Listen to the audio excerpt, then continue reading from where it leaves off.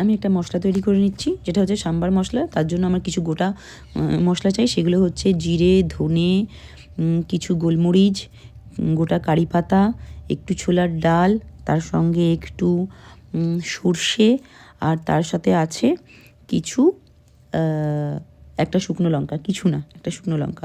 এগুলোকে ভালো করে ভেজে নেওয়ার পর আমি এর মধ্যে অ্যাড করছি একটু নুন, 1 চামচ হলুদ আর 1 চামচ কাশ্মীরি লঙ্কার গুঁড়ো।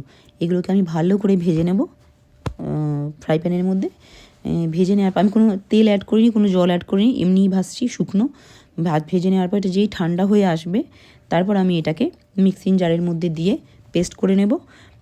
সরি, পেস্ট না, এটাকে আমি গ্রাইন্ড করে নেব, পাউডার তৈরি করে নেব। তো আমার মশলা রেডি হয়ে গেছে। এবার এই মশলাটা তো আমি পুরোটা লাগবে না, তো যতটুকু লাগবে সেটা আমি ইউজ করব।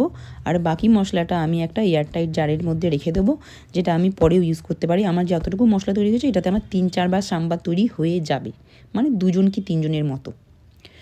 তো এবার আমি রান্নাটা করছি সম্পূর্ণ কুকারে। কুকার করা খুবই ইজি, সেই জন্য কুকারে করছি। আমি এখানে সবজি কেটে নিয়েছি। সবজিগুলো হচ্ছে পেঁয়াজ, ড্রামস্টিক, টমেটো, গাজর, আলু, কুমড়ো, আর কিছু বিনস, আর 3টে কাঁচা লঙ্কা।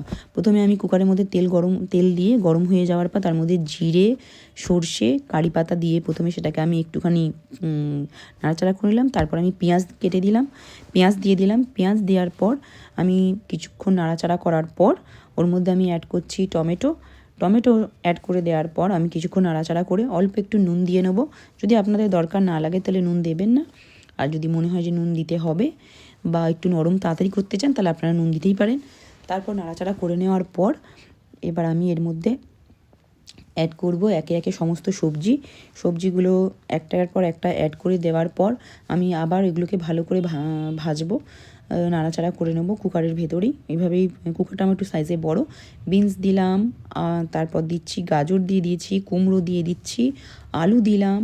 এবার আলু দিয়ে দেওয়া হয়ে গেলে তারপর দেবো ড্রামস্টিক, সবার লাস্টে। ড্রামস্টিক মাস্ট, সাম্বার মানেই ড্রামস্টিক, তবেই টেস্টটা ভালো আসবে। এবার আমি আরও বিভিন্ন রকমের সবজি আপনারা শীতকালে যেগুলো পাওয়া যায় দিতেই পারেন। আমার যেগুলো ছিল ঘরে আমি সেগুলো ইউজ করেছি। ভালো করে নাড়াচাড়া হয়ে যাওয়ার পর এর মধ্যে আমি এবার নুন দিচ্ছি। নুনটা পুরোটাই নির্ভর করছে আপনাদের টেস্টের ওপর, যেরকম আপনার কেউ একটু বেশি খাট্টা পছন্দ করে, কেউ একটু কম, তো নুনটা সেইভাবে দেবেন।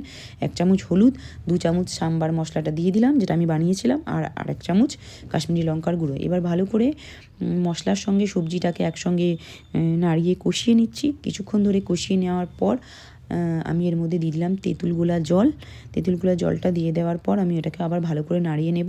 নাড়িয়ে নেওয়ার পর আমি এবার দিয়ে দিয়েছি ডালটা আমি আগেই সেদ্ধ করে রেখেছিলাম। আমি ইউজ করেছি অড়হর ডাল আর তার সঙ্গে অল্প ছোলার ডাল।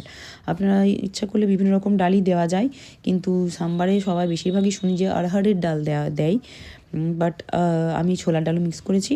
তো দেওয়ার পর আমি সিটি দিয়ে নিয়েছি 3টে সিটি নেওয়ার পর দেখতেই পাচ্ছেন যে কেমন অবস্থা। তো আমার সাম্বার রেডি হয়ে গেছে। কয়েকটা সবজি একটু চোখে লাগছিল, বড় সাইজ, তো সেই জন্য আমি একটু স্ম্যাশ করে নিলাম হাতার সাহায্যে।